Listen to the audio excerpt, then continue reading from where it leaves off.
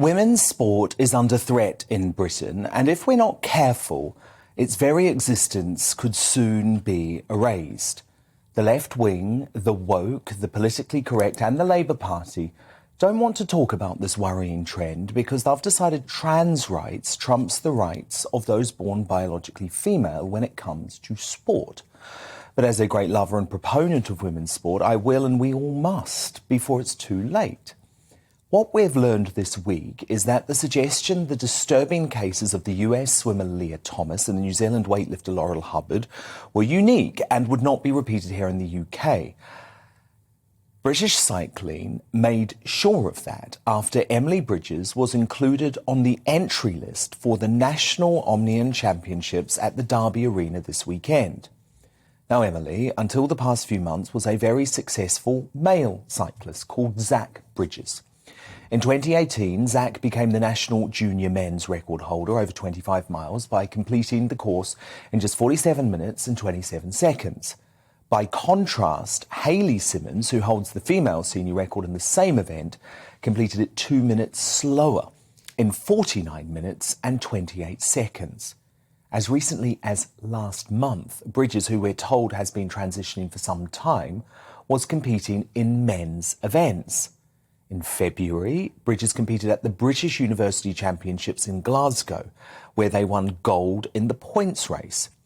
But in one of the most maddening and consequential decisions made by a British sporting body, Bridges was permitted to compete as a woman against biological women, including the five-time Olympic champion Dame Laura Kenny. How could this possibly happen? Well, British cycling has a Stonewall-approved woke policy that says they must accept all participants in the gender they present, as long as they have testosterone below a certain level. Bridges, who could be in line to ride for Wales at the Commonwealth Games this summer and possibly even Team GB at the 2024 Paris Olympics, apparently began hormone treatment last year and was initially considered eligible.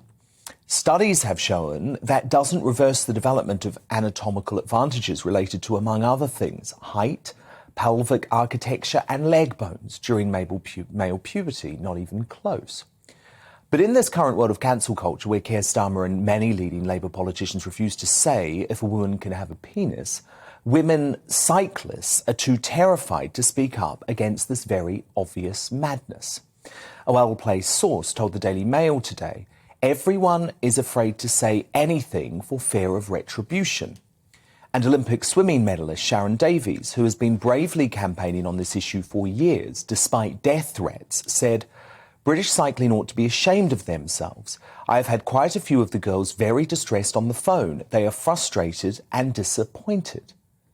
Thankfully, sanity has eventually prevailed for now, but not until prominent sporting figures like Sharon and outlets like GBNews began speaking out on behalf of those cowed figures in the cycling world.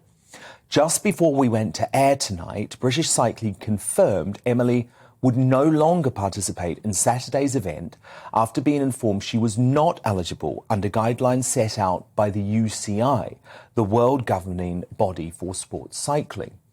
But in the same breath, British Cycling called for the formation of a coalition to press the issue of trans athletes, making it clear just what lengths they will go to ensure women struggle to get a fair fight. In their statement, British Cycling, well, they've jumped feet first into the culture wars, let's be honest, by saying the conversation around Emily was bigger than one race and one athlete. They waved off a wealth of science by stating that far more needs to be done collectively before any long-term conclusions can be drawn, all the while promising they would achieve fairness in a way that maintains the dignity and respect of all athletes. Do they truly mean all athletes?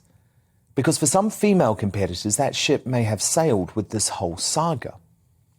Now, I'm all for an equal society, as you know, and Emily should be accepted and welcomed into the world, but just not into the world of competitive women's sports, I'm afraid. I'm very clear on this, and it's not about discrimination, it's about fairness. Sporting bodies have to limit competitors to the biological sex in which they were born.